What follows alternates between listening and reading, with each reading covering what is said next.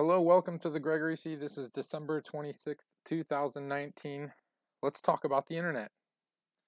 So I was thinking today, back when I was a lot younger, in the 90s when my family was first introduced to the internet, we were able to get on dial-up over our phone line and talk to the local library, and there were certain message boards and servers we could access and play text-based games and talk to our friends online.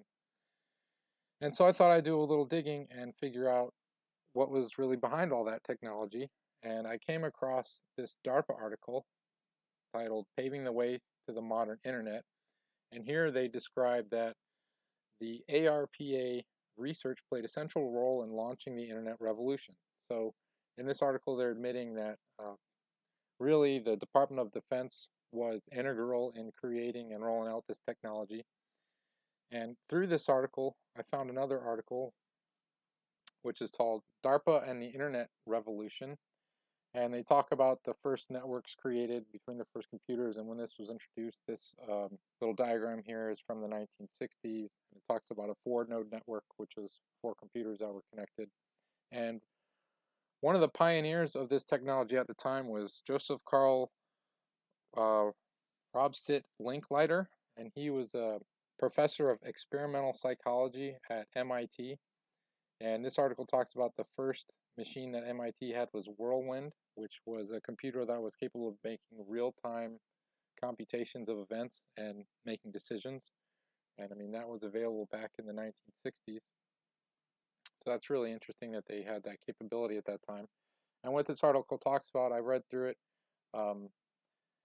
Linkleiter talks about making a symbiosis between man and machine. They talk about the first internet networks, about how they purchased dedicated long-distance lines from AT&T to connect to their computers and integrating in different radio signals, how they processed the data, and how they had problems with different languages and different computer architectures and things.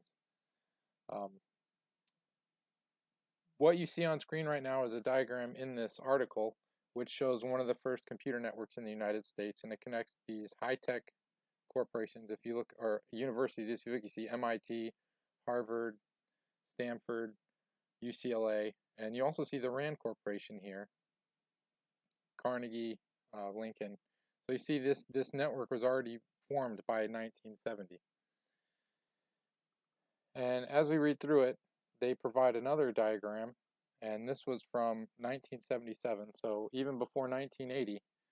This was a network. This is a network diagram. I won't really dive into all the technical details of it, but you can see what all was connected at the time already in the mid-70s. So they have, again, there's Stanford.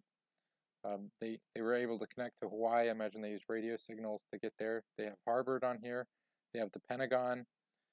So again, you see major scientific research institutions deeply integrated with the Department of Defense, as evidenced by the Pentagon here, Stanford, UCLA, things like that. And so in the mid-1970s, they already had this computer network with a dedicated set of phone lines that were connected and talking to each other and making real-time calculations.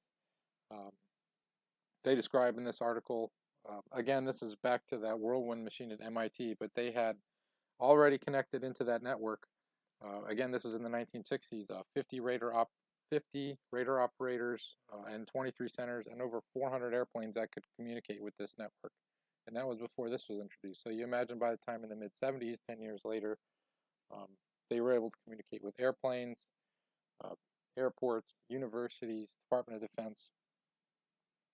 And so as I was thinking through this, I was thinking, man, I didn't have access to even dial into my local library until, I mean, that was the mid-90s, 20 years after here, 20 years later.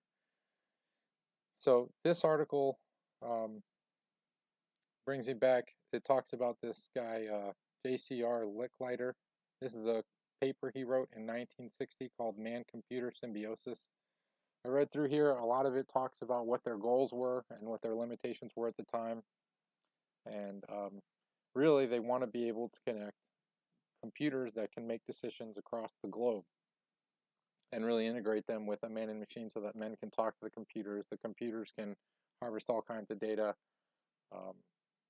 and make decisions and make presentations and talk back to the person.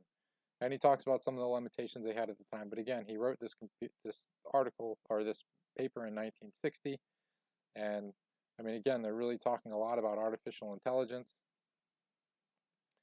And so again, I kept digging through the DARPA's website, and this is, I'm not sure when this article is from, but this is pretty recent. This is called the AI Next campaign. This is a research area that DARPA is into right now, and they're really on the forefront of this technology.